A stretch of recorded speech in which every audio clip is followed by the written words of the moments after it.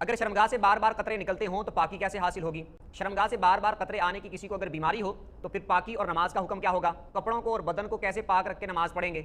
अस्सलाम वालेकुम, उम्मीद है आप सबको पता चल गया होगा कि आज की वीडियो हमारी है, अगर किसी को कतरे आने की बीमारी हो या किसी को कतरे आते हों तो वो कपड़ों को कैसे पाक रख सकता है, बदन को कैसे पाक रख सकता है, अपना वुज़ू कैसे बाकी रख सकता है, गुस्ल कैसे बाकी रख सकता है, पाकी कैसे हासिल कर सकता है और नमाज किस तरह अदा करेगा, ये मुकम्मल डिटेल और तफसील इंशाल्लाह हम इस वीडियो में सीखने की कोशिश करेंगे। जो इस चैनल पर नए हैं चैनल को सब्सक्राइब कर लें, बेल आइकन पर प्रेस कर लें ताकि हर नई आने वाली वीडियो आप तक आसानी से पहुंच सके। तो शुरू करते हैं हमारी आज की वीडियो कि अगर किसी को कतरे आते हों, कम आते हों या ज़्यादा आते हों या ज़्यादा आने की बीमारी हो, वो पाकी कैसे हासिल करेगा, कपड़ों को कैसे पाक रखेगा और गुस्ल को अपने को बाकी कैसे रखेगा, वुज़ू को बाकी कैसे रखेगा और नमाज किस तरह अदा करेगा। सबसे पहले बात कर लेते हैं कि अगर कोई ऐसा बंदा है कि जिसको नॉर्मल कतरे आते हैं, थोड़े बहुत कतरे आते हैं, अगर थोड़े बहुत मिसाल के तौर पर कोई आधे घंटे बाद, कुछ देर बाद या पेशाब करने के बाद, वुज़ू करने के बाद या गुस्ल करने के बाद चंद कतरे अगर किसी को आ जाते हैं और काफ़ी देर बाद आते हैं, जैसे 2 घंटे, 3 घंटे, 4 घंटे, आधा घंटे के बाद अगर आते हैं,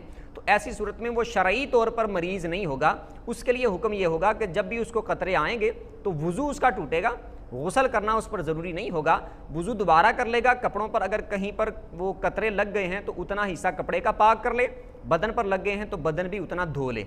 यानी मुकम्मल गुस्ल करना उस पर ज़रूरी नहीं होगा, मुकम्मल कपड़े तब्दील करना भी ज़रूरी नहीं होगा, मुकम्मल सारे कपड़े धोना भी ज़रूरी नहीं होगा। जहाँ पर कतरे लगे हैं उस जगह को पाक कर ले अच्छे तरीके से, वुज़ू दोबारा कर ले और उसके बाद फिर नमाज का एहतमाम करे, कपड़े भी उसके पाक हो जाएंगे, वुज़ू भी उसका हो जाएगा, बदन भी उसका पाक हो जाएगा। दोबारा अगर ऐसा मामला हो जाए तो उसके बाद फिर दोबारा इसी तरह करेगा। अब वो बंदा, ये तो वो हो गया ना जिसको थोड़ा बहुत कतरों का मामला हो और थोड़े बहुत आते हों। एक वो बंदा है कि जिसको बहुत ज़्यादा आते हैं,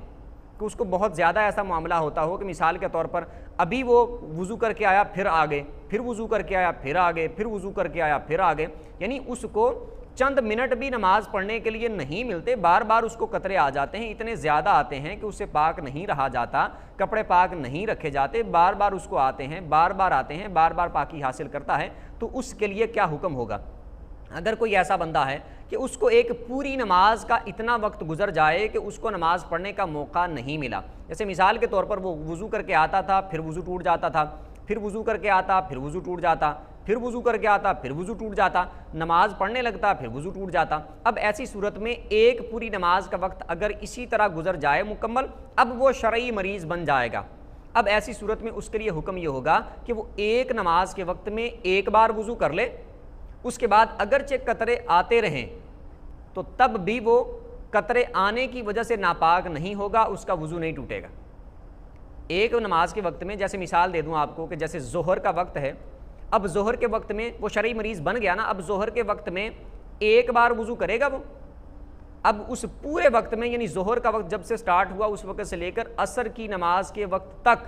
इस पूरी नमाज में उस एक वज़ू से जितनी नमाज़ें पढ़ना चाहे पढ़ सकता है। कतरे आने की वजह से उसका वुज़ू नहीं टूटेगा,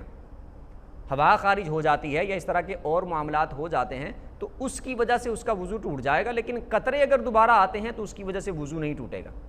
और कपड़ों को पाक करने का भी मसला बिल्कुल यही होगा कि अगर वो कपड़े पाक करता है फिर ना पाक हो जाते हैं, कपड़े पाक करता है फिर कतरे लग जाते हैं, पाक करता है फिर कतरे लग जाते हैं, तो इसका भी बिल्कुल सेम यही हुक्म होगा कि अगर उसको नमाज पढ़ने का, कपड़े पाक करके धो के नमाज पढ़ने का मौका नहीं मिलता और वो शरई मरीज़ बन जाता है, तो एक नमाज के वक्त में बस एक बार कपड़े पाक कर लेगा जहाँ पर कतरे लगे, फिर दोबारा चाहे जितने मर्जी कतरे आते रहें, वो एक बार जो उसने एक नमाज के वक्त में साफ़ कर लिए बस वो काफ़ी होगा। जैसे ज़ोहर की नमाज़ में उसने किए, असर की नमाज़ तक उसी कपड़ों से, उसी वुज़ू से जितनी नमाज़ें पढ़ना चाहे, फ़र्ज़, सुन्नत, नफ़ल पढ़ना चाहे, क़ज़ा नमाज़ें पढ़ना चाहे, जितना कुछ पढ़ना चाहे वो पढ़ सकता है। इसी हालत में उसका वुज़ू नहीं टूटेगा, कपड़े भी नापाक नहीं समझे जाएंगे। जब असर का वक्त आएगा तो दोबारा से एक बार फिर वुज़ू कर ले, कपड़े जहाँ पर कतरे लगे उनको दोबारा एक बार पाक कर ले, फिर मगरिब तक इसी तरह कतरे आने की वजह से उसका वुज़ू नहीं टूटेगा, फिर मगरिब का वक्त आ जाए एक बार फिर वुज़ू कर ले, इसी तरह पूरे मगरिब के वक्त में जितनी मर्जी नमाज़ें पढ़े कतरे आने की वजह से नहीं टूटेगा। पेशाब पखाना कर लिया तो उसकी वजह से टूट जाएगा, मतलब कि जो उज़र है उसका, उसकी वजह से नहीं टूटेगा। इशा का वक्त आ गया, एक बार वुज़ू कर ले, फिर पूरे इशा के वक्त में जितनी नमाज़ें पढ़ना चाहे तो पढ़ सकता है। ये हो गया कतरे आने की बीमारी हो मर्द को। औरत के लिए अलहदा मसला होता है लिकोरिया का, और लिकोरिया 2 तरह का होता है। एक वो जो पाक होता है کہ اس کی وجہ سے وضو بھی نہیں ٹوٹتا، کپڑے بھی ناپاک نہیں ہوتے، اور ایک لکوریا وہ ہوتا ہے کہ جس کی وجہ سے کپڑے بھی ناپاک ہو جاتے ہیں، وضو بھی ٹوٹ جاتا ہے۔ اس کی مکمل اور ڈیٹیل تفصیل کے ساتھ میں انشاءاللہ اگلی ویڈیو میں ایک اپلوڈ کروں گا ویڈیو، اس پر ڈیٹیل کے ساتھ بنا کے مکمل تفصیل اس میں انشاءاللہ بتاؤں گا کہ عورتوں اس کی نشانی کیا ہوتی ہے۔ جو پاک لکوریا ہوگا جس سے کپڑے ناپاک نہیں ہوتے، وضو نہیں ٹوٹتا، اور ناپاک لکوریا کون سا ہوتا ہے، اس کی مکمل ڈیٹیل اور تفصیل انشاءاللہ میں بتاؤں گا۔ تو اس ویڈیو میں جو کچھ سیکھا، جس کو سمجھ آیا، جس کو انشاءاللہ کچھ نہ کچھ سیکھنے کے لیے ملا ہے، ویڈیو کو لائک کر دیں، چینل کو سبسکرائب کر لیں تاکہ ہر نئی آنے والی ویڈیو آپ تک آسانی سے پہنچ سکے۔ اگلی ویڈیو تک کے لیے اجازت دیجیے، اللہ حافظ۔